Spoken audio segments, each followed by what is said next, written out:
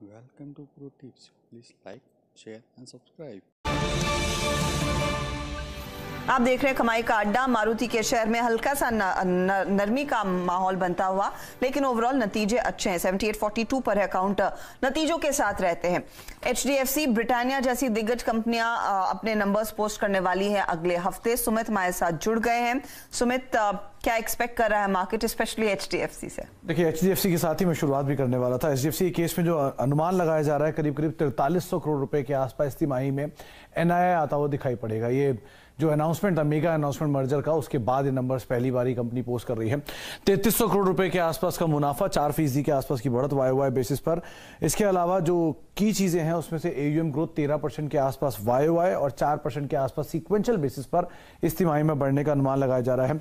NIM sequential basis पे थोड़े से बढ़ सकते हैं। क्रेडिट कॉस्ट थोड़ी सी म्यूटेड रहेगी, लेकिन गोइंग फॉरवर्ड जो कमेंट्री है वो बाजार जरूर सुनना चाहेगा कि इस तरह की बिकवाली के बाद अब मैनेजमेंट उसे कैसे सपोर्ट करेगी। ऑलरेडी शेयर हाई लेवल से काफी ईज आउट हो चुका है, तो बहुत कुछ अगर नंबर्स खराब आते भी हैं या बहुत खराब आते भी हैं तो बहुत ज्यादा बड़ा डाउनसाइड शायद ना खुलता हुआ दिखाई पड़े, तो उस लिहाज से आप इसके ऊपर नजर रखेंगे।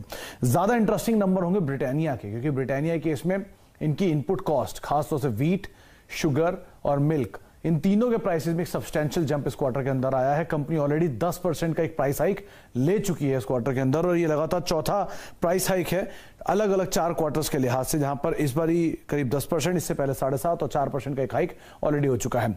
वॉल्यूम ग्रोथ 0 से लेकर 2% रहने का अनुमान इस तिमाही में बाजार लगाकर चल रहा है। HUL केस में -3 था, लेकिन वो सरप्राइज कर गया और 3% आ गया।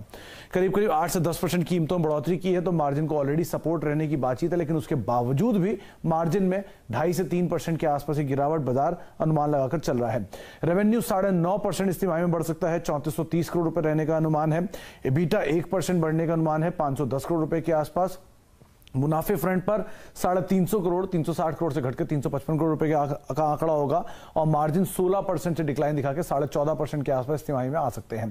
तो यहां पर 2-2.5% का जो डिप है वो शायद इनपुट कॉस्ट को पूरी तरह से पास ऑन ना करने की वजह से आता हुआ दिखाई पड़ेगा। कमेंट्री काफी साउंड है, नए लॉन्चेस के ऊपर बातचीत बाजार की नजर है, और उसके अलावा कंपनी की जो सेगमेंट वाइज परफॉर्मेंस है वो कैसी रहती है, उसको बाजार कीनली वॉच करेगा। वॉल्यूम का आंकड़ा अगर सरप्राइज कर जाता है, 0 से 2 है, ये 5-6 की तरफ आता है, तो शायद मार्केट इसको बहुत पॉजिटिवली ले सकता है। 5-6 के पास आ गया तो फिर बम्पर आंकड़े हो जाएंगे। नहीं, ये HUL के केस में सरप्राइज हुआ था। ये HUL में -3 का अनुमान था और +3 आ गया, प्लस फ्लैट आ गया था +3 का, तो वो बाजार ने बहुत पॉजिटिवली लिया, इसलिए 2 दिन से HUL चला भी। अब पता नहीं अगर ये भी कुछ सरप्राइज कर गया तो। मैं इनफैक्ट HUL के कॉन्टेक्स्ट में आपसे ही पूछने वाली थी। HUL ने कहा था कि हमारे कस्टमर्स वो बड़े पैकेट्स खरीद रहे हैं, तो 2 डव के साबुन नहीं 6 डव के साबुन खरीदेंगे, इस उम्मीद में कि थोड़ा सा कॉस्ट कट हो जाए। यहाँ पर वो ग्रामेज का खेल होगा। अब ग्रामेज का खेल नहीं, वो ग्रामेज का खेल तो ऑलरेडी पिछले तिमाही तक कर चुके थे। इस बारी जो लास्ट हमने बातचीत की थी मैनेजमेंट से, उन्होंने बात साफ किया था कि ग्रामेज हो चुका 7.5%। अगर आप देखेंगे तो मेरे ख्याल से अब तक 22% हाइक कर चुकी है एक साल में प्राइसेस को, लेकिन उसके बावजूद भी एनालिस्ट फ्रेटर्निटी मान रही है कि शायद अभी भी 4 से 5% इनकी इनपुट कॉस्ट का इंपैक्ट इन पे और आएगा।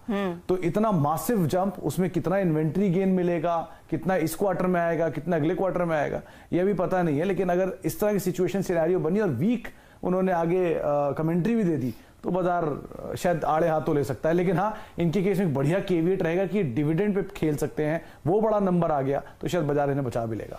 तो लेट्स सी, क्या वो पॉजिटिव आंकड़ा आता है या फिर थोड़ा सा मायूस करता है ब्रिटानिया का ओवरऑल क्वार्टरली परफॉर्मेंस, क्योंकि प्रेशर्स कई सारे थे। अनलेस से कंपनी कहे कि हम 2 बिस्किट कम कर रहे हैं अपने गुड डे के पैकेट में, तो फिर गुड डे निवेशकों के लिए तो होगा नहीं। शरद, इस पर कोई आपकी एनालिसिस है? ब्रिटानिया जैसी FMCG कंपनीज, स्पेशली ये बिस्किट मैन्युफैक्चरर्स, या फिर इसके आगे जब हम नेस्ले के नंबर्स पर भी कंपेयर करेंगे तो ये कंपनी कहां पर खड़ी होती है? Raw material input price pressure तो है, और जैसा कि तेल वगैरह के प्राइस का प्रेशर है, तो वो बाकी कंजम्पशन पैटर्न पे भी, खास करके रूरल इंडिया में बाकी कंजम्पशन पैटर्न में भी जो हाई प्रीमियम प्रोडक्ट्स हैं उस पे कंजम्पशन पे असर आ सकता है। वैल्यूएशन वाइज भी स्टॉक बहुत अट्रैक्टिवली प्लेस्ड तो है नहीं, क्योंकि अगर आप फॉरवर्ड मल्टीपल्स पे देखें तो अभी भी लगभग 45-50 के फॉरवर्ड मल्टीपल पे चल रहा है 1 ईयर फॉरवर्ड पे। हमें लगता है जब तक ये स्टॉक करीब 40 के आसपास या उसके